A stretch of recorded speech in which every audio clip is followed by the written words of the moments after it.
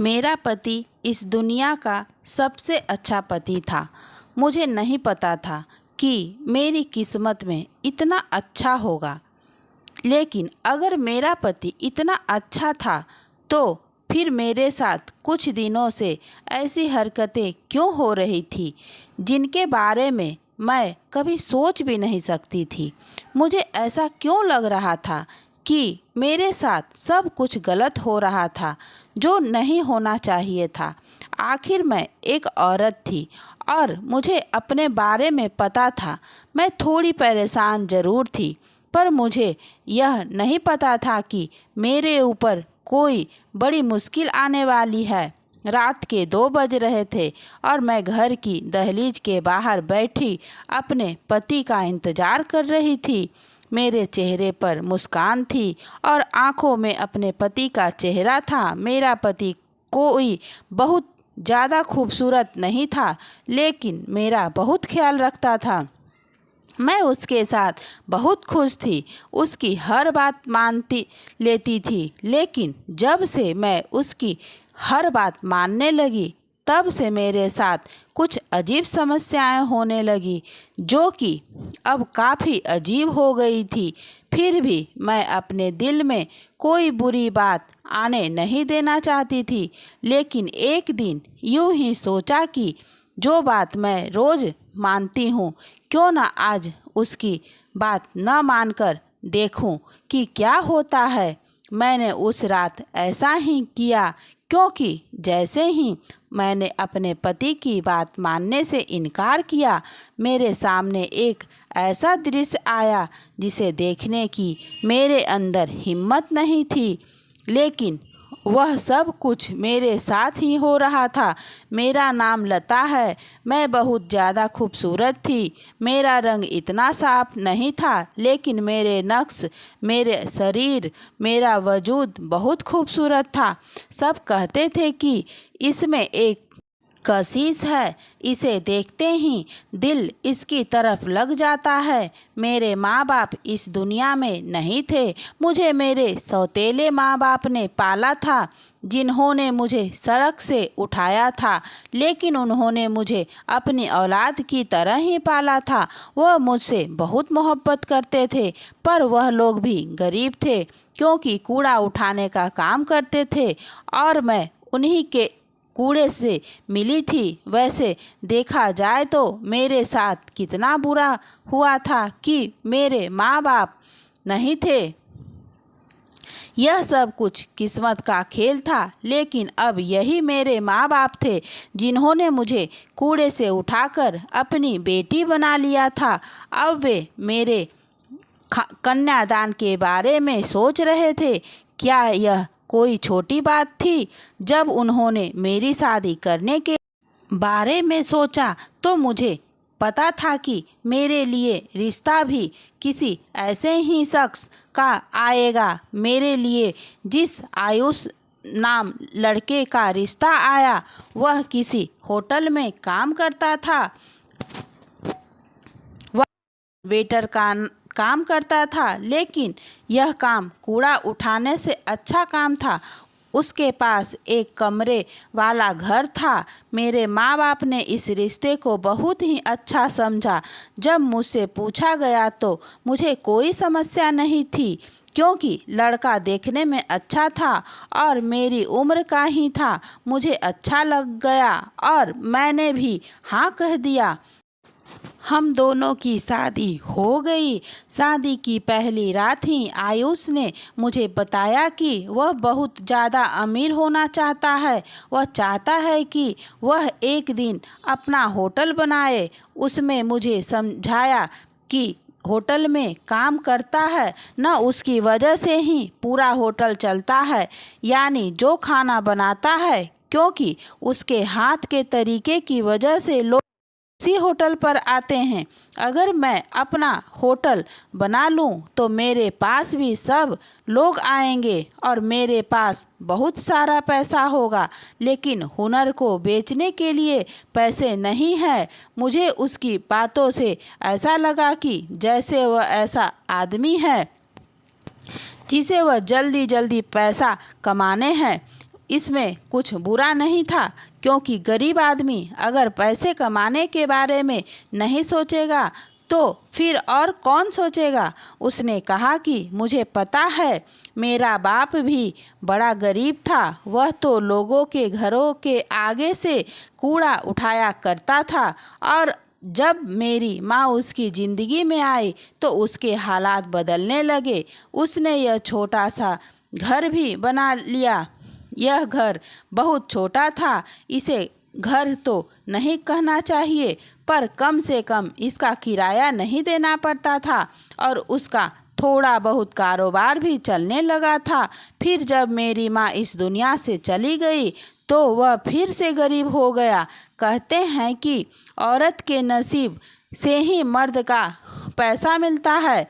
अब तुम मेरे नसीब में आ गई हो तो मुझे उम्मीद है कि हम अमीर हो जाएंगे। मैं हंस रही थी, क्योंकि मुझे पता था कि इस तरह से अचानक कोई अमीर नहीं होता, लेकिन मैंने उसके सपने की इज्जत की और कहा कि ऐसा ही होगा। उसने कहा कि तू बड़ी खूबसूरत है, मुझे बहुत अच्छी लगती है।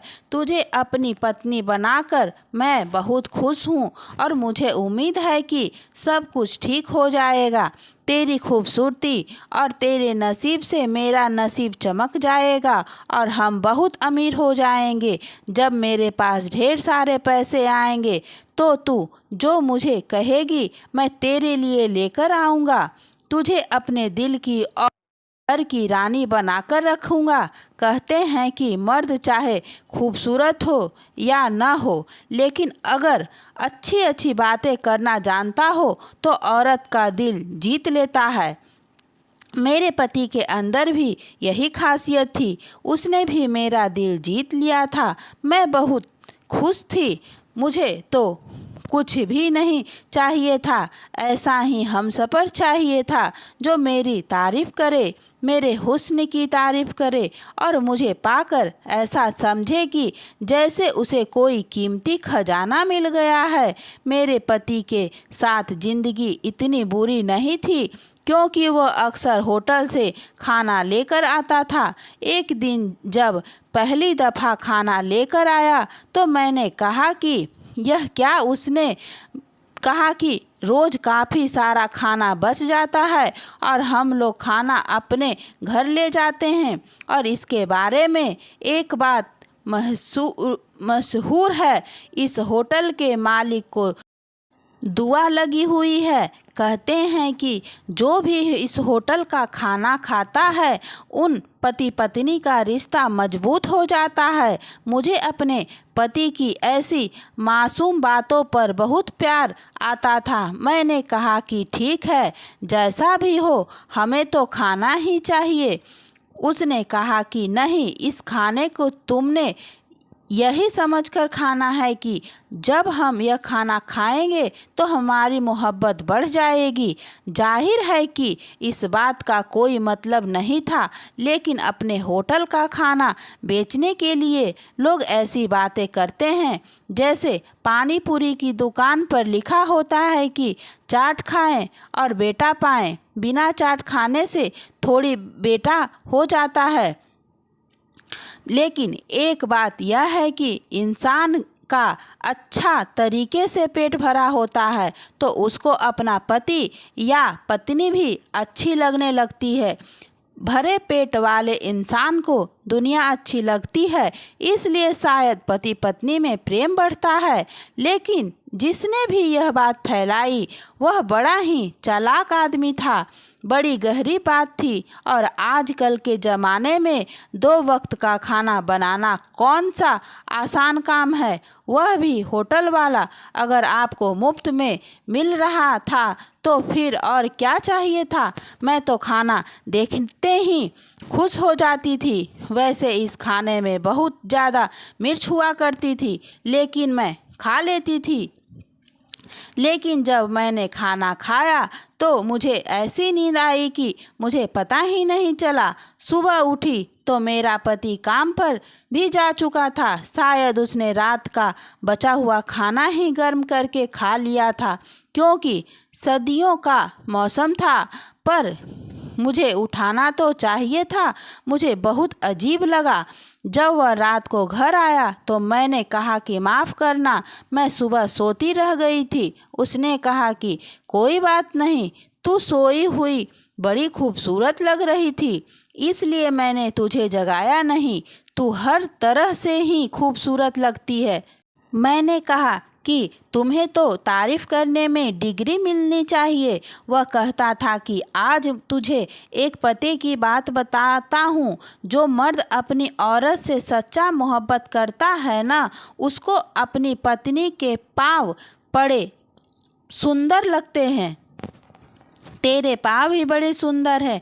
अगर तूने किसी और से पूछा हो कि क्या उसका पति उसे कितना प्यार करता है, तो उससे पूछना कि क्या उसका पति उसके पैरों की तारीफ करता है। अगर उसने कहा हाँ, तो इसका मतलब है सचमुच प्रेम करता है। तुझे जब मेरी प्रेम की बारे में पता चल जाएगा तो तू भी हैरान रह जाएगी।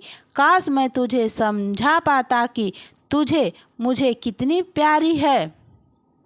मेरा पति मेरे लिए रोज खाना लेकर आता। खाना खाकर मैं ऐसे सोती जैसे मुझे होश ही नहीं होता था। एक दिन जब सुबह उठी तो उठते ही मेरी कमर में तेज दर्द हो गया। मैं तो ज़मीन पर ही सोने की आदी थी। यहाँ तो फिर भी हमें चारपाई मिली हुई थी। फिर मेरी कमर में इतना दर्द क्यों हो रहा था? खैर, मैंने इस बात को नज़रअंदाज कर दिया, क्योंकि मेरी माँ कहती थी कि वह औरत ही नहीं होती जिसकी कमर में दर्द नहीं होता। मैं घर के कामों में मशगूल हो जाती थी। घर बहुत ही छोटा सा था। मेरा पति मेरे साथ बहुत प्यार करता था। कभी बारिश आती तो बच्चों की तरह कहता कि बारिश में नहाते हैं।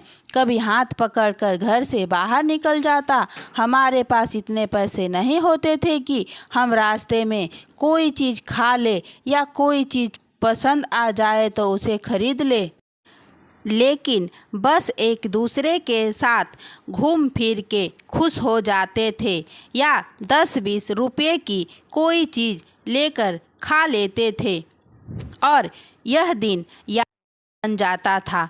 मैं अपनी माँ के घर गई तो मेरी माँ ने कहा कि तेरा चेहरा बड़ा ही बेरौनक होता जा रहा है। क्या बात है? कहीं पति से लड़ाई तो नहीं हुई है? मैंने कहा कि उसने कौन लड़ाई करे, वह तो इतना अच्छा इंसान है। मैंने कहा कि मुझे नहीं पता, मैंने तो गौर नहीं किया। मैं तो आजकल इतनी ज़्यादा खुश हूँ कि बता नहीं सकती। पूरा दिन ही खुश रहती हूँ। रात को इतनी सुकून की नींद आती है। मेरी माँ ने कहा कि जिस तरह की बातें कर रही है, इतनी खुशी तेरी शक्ल से तो नज़र नहीं आ रही। तुझे कहीं अंदर अंदर कोई बीमारी तो नहीं हो गई? बुखार तो नहीं रहा तुझे? मैंने कहा कि नहीं, सब कुछ बिल्कुल ठीक है। आप क्यों परेशान होती हैं?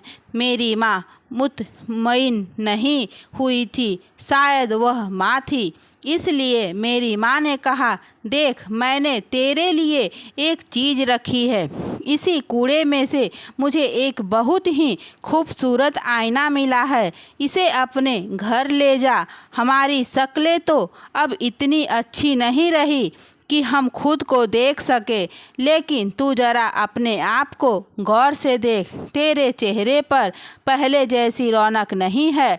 मैं वह आईना घर ले आई और जब मैंने उसमें खुद को देखा तो मैं थोड़ी हैरान हुई। मेरी आँखों के नीचे काले घेरे पड़ चुके थे और सचमुच मेरे चेहरे पर पहले जैसी चमक नहीं थी। लेकिन मेरी ज़िंदगी में तो सब कुछ ठीक था। मैं अच्छा खाती थी, अच्छा पीती थी और मेरी नींद भी पूरी होती थी। और सबसे बड़ी बात, आयुष रोज़ मेरी तरफ तारीफ़ करता था कि मैं पहले से ज़्यादा खूबसूरत होती जा रही हूँ। अगर ऐसा था तो उसने मुझे यह क्यों नहीं बताया? जब मैंने यह बात उससे कही तो उसने कहा, हर माँ बाप यही समझते हैं कि उनके बच्चे खुश नहीं हैं या फिर उन्हें कोई समस्या है। बहुत प्यार करते हैं ना मुझसे? पूछ, तू तो पहले से भी ज़्यादा खूबसूरत हो गई है। मैंने कहा, मेरी कमर में भी बहुत ज़्यादा दर्द रहता है और टांगों में भी। हो सकता है मेरे साथ कोई समस्या हो, किसी सरकारी अस्पताल चलते हैं। उसने इस बात को गौर किया। उसने कहा, नहीं, ऐसे ही अस्पताल जाने की क्या ज़रूरत है? कोई वहम डाल देंगे, कहेंगे कि फलाना बीमारी है, जबकि होगा कुछ भी नहीं। बात तो उसकी ठीक थी। जब डॉक्टर के पास जाते नहीं तो वह कोई ना कोई बीमारी ज़रूर बता देता है। कोई भी डॉक्टर यह नहीं कहता कि आप तो बिल्कुल ठीक हैं, आपको किसी दवाई की ज़रूरत नहीं है। वह यही कहता है कि जी, दवाई लिख कर देता हूँ, आप खा लेना। उसने कहा, तुम मेरी आँखों से खुद को देखो तो बहुत ज़्यादा खूबसूरत लगती हो। और मेरी तारीफ़ करना शुरू हो गया, असल मुद्दे से हट गया। एक दिन मैं उसके कपड़े धो रही तो उसके कपड़ों में से मुझे 10,000 रुपये मिले। मैं हैरान रह गई। उसकी कुल पगार 15,000 थी और अभी तो पगार मिलने का वक्त भी नहीं था। मैंने वो पैसे वापस कर दिए। उसने कहा, हाँ, मेरे किसी दोस्त के हैं, उसने मेरे पास रखवाए थे। अच्छा हुआ कि तुमने कपड़े धो नहीं दिए, नहीं तो हमें उसे वापस करने पड़ते। मैंने कहा, ठीक है, लेकिन कुछ दिनों के बाद मुझे फिर से उसके कपड़ों से पैसे मिले और इस बार मैं हैरान हुई कि उसके पास ही क्यों बार बार उसका दोस्त पैसे रखता है। और जहाँ तक मैं जानती थी उसके सारे दोस्त भी उसी की तरह गरीब थे, तो फिर उसके पास इतने पैसे कहाँ से आते। मैंने कहा, जब तक मुझसे मांगेगा नहीं मैं उसे ये पैसे नहीं दूंगी। मैंने वो पैसे एक तरफ रख दिए। आखिर में मैं उसकी पत्नी थी, इतने सवाल जवाब करने का तो मुझे हक था। मैं उन पत्नियों में से नहीं जो यह कहती है कि पति बस पैसे लेकर आए और जहाँ से मर्जी ले कर आए, बस हमारा खाना पीना पूरा करे। मैं तो अपने पति से सवाल जरूरी करती कि जो पैसे वह घर में लेकर आ रहा है, हराम की कमाई है या हलाल की। अगर हमने हराम खाना होता तो हमारे लिए क्या मुश्किल था। लेकिन मेरे पिता इतनी ज़्यादा मेहनत करते थे, धूप हो या सर्दी, कूड़ा उठाया करते थे। इसका मतलब यही था न कि हमने कभी हराम नहीं खाया था। इसीलिए मेरे अंदर यह सवाल करने की ताकत थी, क्योंकि जो लोग हराम खाते हैं उनके दिल से यह सवाल करने की चाहत भी ख़त्म हो जाती है, उनकी आंखों पर पर्दा पड़ जाता है। मैंने देखा कि आयुष कुछ बेचैनी से फिर इधर उधर कुछ तलाश कर रहा था। कहने लगा, तुम्हें मेरे कपड़ों से कोई चीज़ तो नहीं मिली? मैंने कहा, नहीं, मुझे तो कुछ नहीं मिला। उसने कहा, अच्छा, वह कुछ तलाश कर रहा था। मैंने कहा, कुछ खो गया है तो मैं मदद कर दूं? क्या चीज़ गुम हुई है, बताओ मुझे, मैं भी तलाश करती हूँ। उसने कहा, ऐसा कुछ नहीं है, लगता है मैं होटल में कोई चीज़ भूल आया हूँ और उसको घर में तलाश रहा हूँ। 2 दिन गुजर गए, उसने दोबारा मुझसे पैसों के बारे में पूछा ही नहीं। अगर यह किसी के पैसे होते तो वह मुझे तुरंत बता देता कि यह परेशानी है। और कोई अपने पैसे किसी के पास रख के भूल थोड़ी जाता है। इसका मतलब यह था कि वह उसके अपने पैसे थे, लेकिन उसके पास इतने पैसे कहाँ से आए थे। अब तो इस बात को 2 हफ्ते गुजर गए थे। मेरी तबीयत बहुत ज़्यादा खराब रहने लगी थी। अभी मेरी उम्र ही क्या थी, लेकिन मुझे ऐसा लगता था कि जैसे मैं कोई बूढ़ी औरत हो गई हूँ। न मुझ में दम था, न मेरे हाथों में। मुझे पूरा दिन सुस्ती रहती थी, नींद आती रहती थी। और एक बात बहुत अजीब थी कि जितनी मोहब्बत आयुष को मुझसे थी, उतना ही वह मुझसे दूर दूर रहता था।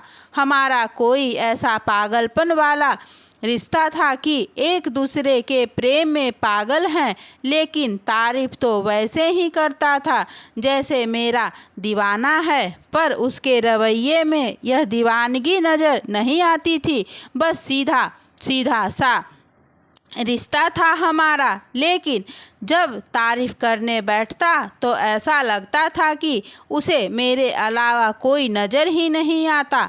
मुझे उसकी यह हरकतें बहुत परेशान करती थी। कभी कभी ऐसा लगता था कि जैसे बहुत ज़्यादा प्रेम करता है, और कभी कभी ऐसा लगता है कि बस बर्दाश्त कर रहा है।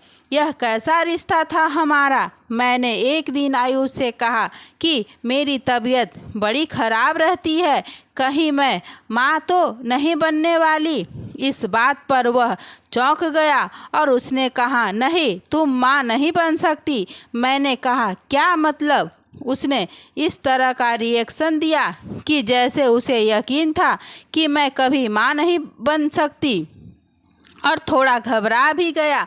मैंने कहा, तुम्हें क्या हो गया है? हमारी शादी को 4 महीने हो गए हैं, क्यों माँ नहीं बन सकती मैं? शादी के बाद यही सब कुछ तो होता, और मैं तो माँ बनना चाहती हूँ। हमारा कौन सा खर्चा है? खाना तो तुम बाहर से लेकर आते हो, जैसे से तैसे करके पाल ही लेंगे बच्चों को।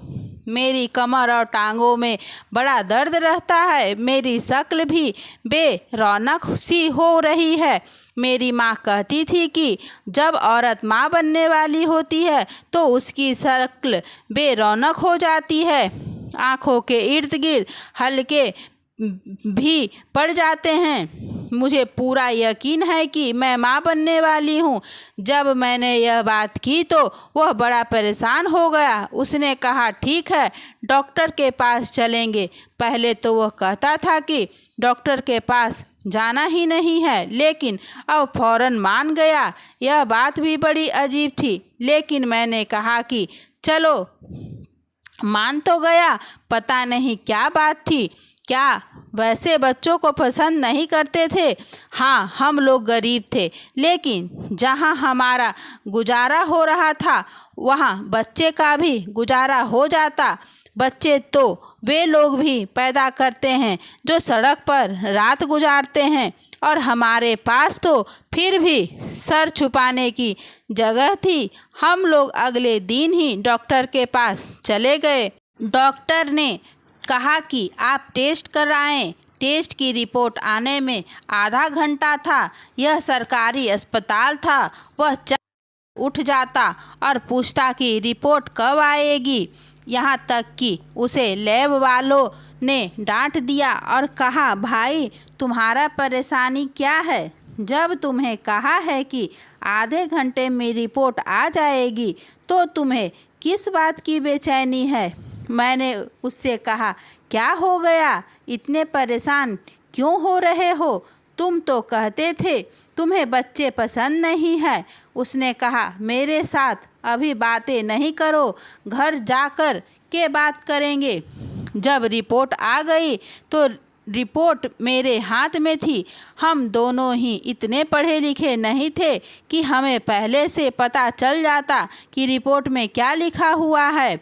मैं अंदर चली गई और बाहर आई तो उसने मुझे कहना शुरू कर दिया कि इतनी देर लगा दी तुमने, जबकि मैं सिर्फ 5 मिनट के लिए ही गई थी, क्योंकि डॉक्टर ने मुझे सिर्फ यही बताया था कि मैं माँ बनने वाली हूँ या नहीं। उसने कहा, क्या कहा है डॉक्टर ने, तुम माँ तो नहीं बनने वाली हो। वह तो इस तरह से कह रहा था कि अगर मैं माँ बनने वाली हूँ तो कोई बहुत बड़ी क़यामत आ जाएगी।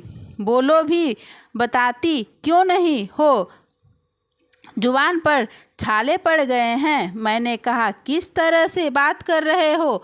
आज तुम्हारी मीठी जुबान को क्या हो गया? उसने कहा, मुझे सीधा सीधा बताओ, नहीं तो मैं यहीं पर छोड़ के घर चला जाऊंगा। मैं तो हैरान रह गई। मैंने कहा, घर जा बताऊंगी। वह सारे रास्ते मुझे बातें सुनाता रहा, क्योंकि हम पैदल ही जा रहे थे। मैं तुझ पर हैरान हो रही थी, कैसे क्या हो गया अचानक से ही तुम तड़ाक पर आ गए। कहने लगा कि दिमाग की दही ना कर बेवकूफ़ औरत, सही सही बता दे क्या बात है, क्यों इतना भाव खा रही है तू? जब घर पहुँचे तो मैं बाथरूम में चली गई और जानबूझकर मैंने देर लगाना शुरू कर दी। मैं खुद ही बाहर नहीं आ रही थी।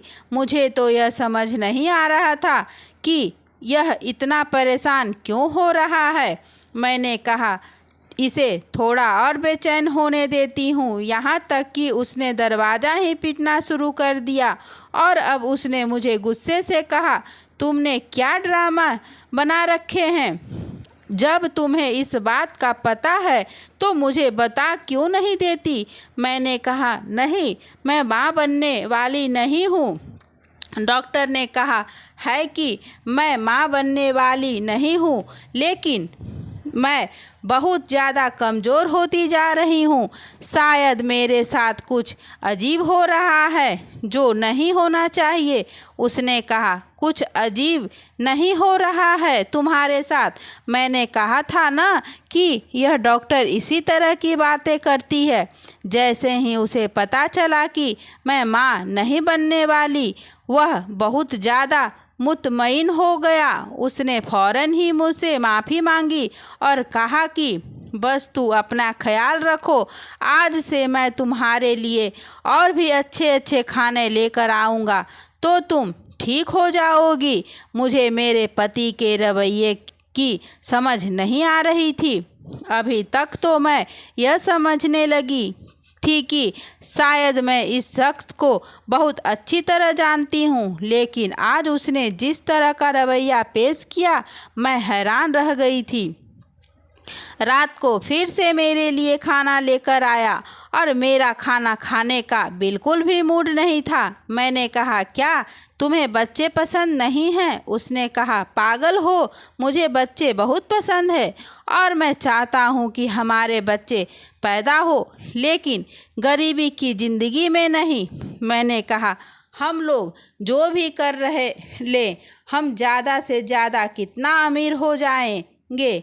क्या हमारे पास कोई बहुत बड़ा बंगला और गाड़ी आ जाएगी? उसने कहा, ना, उम्मीद की बातें मत करो। मैंने ऐसे लोग भी देखे हैं जिनकी जेब में 20 रुपये नहीं होते थे, लेकिन फिर वह बड़े बड़े बिजनेसमैन बन गए। तो फिर हम अमीर क्यों नहीं हो सकते? मैंने कहा, सीधे रास्ते से इस तरह का कोई काम नहीं होता। ऐसे कामों के लिए उल्टे रास्ते पर जाना पड़ता है। 2 वक्त की रोटी पूरी करना ही इतना ज़्यादा मुश्किल है। हलाल की कमाई से सिर्फ पेट भरता है। जो सपने तुम देख रहे हो वह सिर्फ हराम की कमाई से ही पूरे होते हैं। इस बात पर वह खामोश हो गया।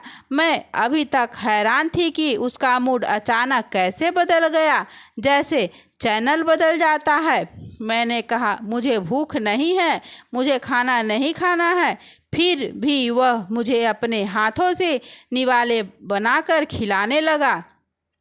थोड़ी देर पहले वह ऐसी बातें कर रहा था जैसे मेरी जान ले लेगा। यह किस तरह की हरकत थी? उसने कहा, इस बात को छोड़ दो। अगर तुम्हें मेरी कोई बात बुरी लगी हो तो मुझे माफ़ कर दो और खाना खा लो। मैंने कहा, मेरा खाने का दिल नहीं कर रहा है। वैसे भी तुम मुझे इतनी जल्दी खाना खिला देते हो और पता नहीं इस खाने में ऐसा क्या होता है कि मुझे इतनी ज़्यादा नींद आ जाती है।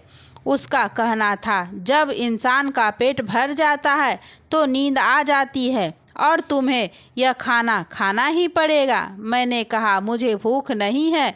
उसने कहा, तुम्हें फिर भी खाना पड़ेगा। मैंने कहा, क्या मतलब खाना पड़ेगा? नहीं, भूख तो मैं खाना क्यों खाऊं? इस बात वह घबरा गया और उसने कहा, खाना खराब हो जाएगा तो कौन खाएगा? मौसम बदलने लगा है। तुम्हें पता है कि हमारे पास फ्रिज नहीं है। अगर हमने खाना नहीं खाया तो यह खाना ज़ाया हो जाएगा।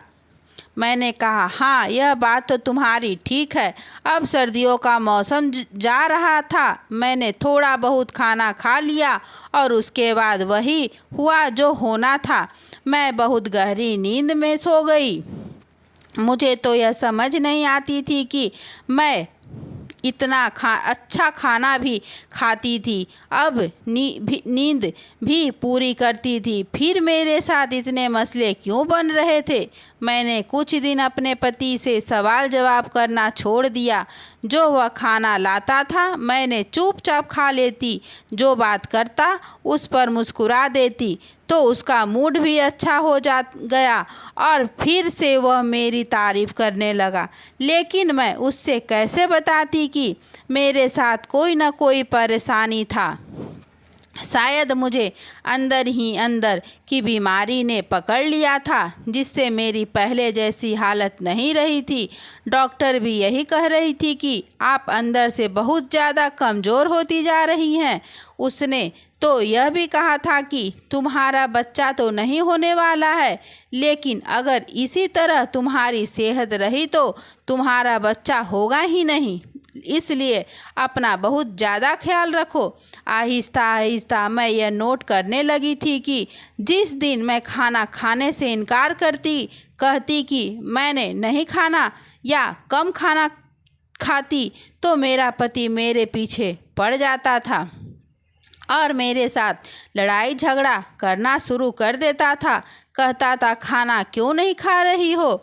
एक दिन तो ऐसा हुआ कि जब वह खाना लेकर आया तो खाना थोड़ा ख़राब था क्योंकि गर्मी आ चुकी थी। मैंने कहा, यह खाना खाने के काबिल नहीं है। उसने कहा, पेट में जाकर सब कुछ एक जैसा हो जाता है, चुपचाप खा लो। मैंने कहा, मैं ख़राब खाना क्यों खाऊं? पहले ही मेरी तबीयत ठीक नहीं रहती, इसे खाने से मैं बीमार हो जाऊंगी। उसने कहा, थोड़ा सा खा लो, थोड़ा सा खाने से बीमार नहीं होगी। और उसने मुझे वो ख़राब खाना ही खिला दिया। वो खाना इतना ज़्यादा ख़राब तो नहीं था, लेकिन उसकी खुशबू बदल चुकी थी। मैं हैरान थी कि ये इतना ज़्यादा क्यों खिलाता है और उसका सारा ध्यान खाने पर ही क्यों होता है। अब तो मेरी तबीयत और भी ज़्यादा ख़राब रहने लगी थी। मुझे ऐसा लगता था कि होटल का खाना खाकर मेरा पेट खराब हो जाएगा। मैंने उसे कहा कि वो मुझे सब्जी या दाल या ला दिया करे, मैं घर पे पका लिया करूँगी। घर का खाना खाने से इंसान बीमार नहीं होता। उसने कहा, घर पे खाना पकाना हो तो सारे सामान पूरे करने पड़ते हैं। तुम्हें पकाया खाना मिल रहा है और तुम उसकी कद्र नहीं कर रही हो, फिर तुम्हें मेहनत करनी पड़ेगी। देखो, इस तरह मत करो, फिर कहोगी कि पहले ही अच्छा था। कम से कम खाना तो पका पकाया मिल जाता था। एक दिन मैं अपने पति के बक्से की सफाई करने लगी तो मेरे पैरों तले ज़मीन निकल गई। उसके अंदर तो इतने पैसे थे जितने मैंने अपनी पूरी ज़िंदगी में नहीं देखे थे। मैं हैरान थी कि इतने सारे पैसे उसके पास कहाँ से आए। जब मैंने पूछा तो उसने वही जवाब दिया कि मेरे किसी दोस्त ने मेरे पास रखवाए हैं। मैंने कहा, तुम्हारे दोस्त क्या इतने ज़्यादा अमीर हैं और तुम पर कुछ ज़्यादा ही भरोसा नहीं करते? उसने कहा, क्यों, मैं भरोसे के काबिल नहीं हूँ क्या? मैं इस बात पर खामोश हो गई क्योंकि मुझे कुछ गड़बड़ लग रही थी। मुझे आजकल अपने पति की शक्ल देखकर अजीब सा लगने लगा था। ऐसा लगता था जैसे कोई बहुत बुरा इंसान है और उसके चेहरे पर नहुसत है। नहुसत मतलब कि एक अजीब सा एहसास है, जैसे उसने कोई पाप किया और भगवान भी उसे माफ़ नहीं करेगा। उसकी शक्ल देखकर मुझे आजकल गुस्सा आने लगा था, जबकि कोई खास बात नहीं थी। एक दिन मैंने पक्का कर लिया कि मैंने आज खाना नहीं खाना, चाहे दुनिया इधर से उधर हो जाए। पर मुझे पता था कि अगर मैं इनकार करती तो फसाद बन जाता और वह मेरे पीछे पड़कर मुझे खाना खिला देता। इसलिए मैंने एक्टिंग की जैसे मैंने खाना खा लिया है, लेकिन मैंने खाना नहीं खाया था और हम लोग सोने के लिए लेट गए। पर अजीब बात थी कि आज मुझे नींद नहीं आ रही थी। मुझे तो रोज़ नींद आती थी, वह भी ऐसी कि मुझे पता ही नहीं चलता था कि मैं कब सोई और कब जागी। लेकिन आज मुझे बिल्कुल नींद नहीं आ रही थी। इसका मतलब कि न कोई गड़बड़ ज़रूर थी, क्योंकि आज ही मैंने खाना नहीं खाया और नींद मेरी आंखों से बिल्कुल गायब थी। लेकिन मैं सोने की एक्टिंग कर रही थी। थोड़ी देर के बाद मेरा पति उठा और बाहर चला गया। मुझे लगा कि बाथरूम में गया है, लेकिन यह देखकर हैरान रह गई कि वह घर से ही बाहर निकल गया था। उस वक्त घर से बाहर उसका क्या काम था? आधा घंटा गुजरा, वह वापस ही नहीं आया। मैं उठकर बाहर जाने लगी। जब मुझे हलचल की आवाज़ आई तो मैं फिर से सोने का नाटक करने लगी। मेरा पति वापस आ गया था, लेकिन यह महसूस करके मैं हैरान रह गई कि वह अकेला नहीं था, उसके साथ कोई और आदमी भी था। उसने कहा, ये लो सेठ, मैंने वादा किया था। लिस्ट तो बड़ी लंबी थी, लेकिन आपका नंबर जल्दी आ गया, इसलिए एक्स्ट्रा पैसे लूँगा। उसने कहा, जिस दिन मर्जी पैसे ले लेना। ये लोग अजीबो गरीब किस्म की बातें कर रहे थे। ये शख्स कौन था? मेरे कमरे में क्या कर रहा था? मेरा पति उससे क्या बात कर रहा था? ये समझने में मुझे तब आसानी हुई जब मेरा पति कमरे से बाहर चला गया और किसी ने दरवाज़ा बंद कर दिया और मेरे बिस्तर के ऊपर आकर बैठ गया। मैंने आँख खोली तो मेरा पति नहीं था। मैंने चीखना चिल्लाना शुरू कर दिया और करीब पड़ी हुई प्लेट उठाकर उस शख्स के सिर पर दे मारी, क्योंकि वह मेरे करीब आने की कोशिश कर रहा था। उसका चोट लग गई और वह अपनी इज्जत बचाकर वहाँ से भाग गया। मुझे सारी कहानी समझ आ गई थी। मेरा पति कमरे में आया तो मैंने उससे कहा, अच्छा ये सब कुछ कर रहे थे तुम मेरे साथ? मुझे इस्तेमाल करके तुम अमीर होना चाहते थे। मैंने तुम्हें क्या समझा और तुम क्या निकले? मैं तुम्हें माफ़ नहीं करूँगी। मेरी बहुत बुरी हो चुकी थी। मुझे समझ आ गया था कि क्या कुछ हो रहा था। तभी मेरी तबीयत खराब हो रही थी और तभी मेरा पति बस को लेकर परेशान था कि मैं माँ तो बनने वाली नहीं थी, क्योंकि अगर मैं माँ बनने वाली होती तो वह बच्चा मेरे पति का तो नहीं होता। मैं वहाँ से आधी रात को ही भाग उठी और अपने घर चली गई।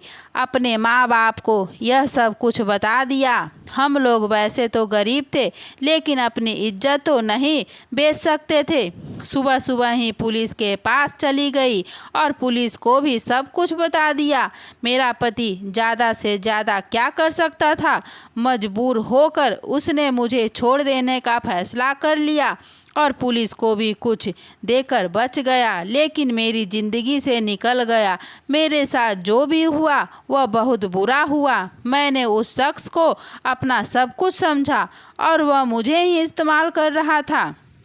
वह खाने में नींद की दवा मिलाया करता था और उसके बाद मेरे लिए ग्राहक लेकर आता था। मैं सोच भी नहीं सकती थी कि वह मेरे साथ ऐसा करेगा। अभी भी उसके बारे में सोचती हूँ तो खून खौलने लगता है। मेरे माँ बाप भी बहुत परेशान हो जाते और हम गरीब लोग हैं, इतना ही कर सकते थे, इससे ज़्यादा कुछ नहीं कर सकते थे। अब तो किसी पर भरोसा करने का दिल ही नहीं करता। अपने माँ बाप के साथ ही रहती हूँ, जो भी रूखी सूखी मिलती है खा लेती हूँ, लेकिन इज्जत की ज़िंदगी गुजार रही हूँ। काश कि मेरे माँ बाप ने इतने घटिया इंसान के साथ मेरी शादी न करवाई होती, लेकिन उन्हें क्या पता था कि यह कैसा निकलेगा। इंसान के साथ तक आप रहते नहीं, आपको पता नहीं चलता कि वह कैसा है।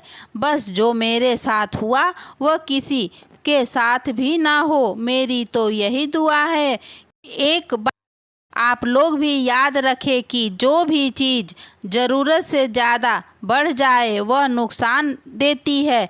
मेरे पति का मेरी ज़रूरत से ज़्यादा तारीफ़ करना एक धोखा था और मैं समझती थी कि मुझसे बहुत प्रेम करता है, और ऐसे धोखे में फंसकर अपना सब कुछ गंवा बैठी। दोस्तों, वीडियो कैसा लगा कमेंट करके ज़रूर बताएं। धन्यवाद दोस्तों।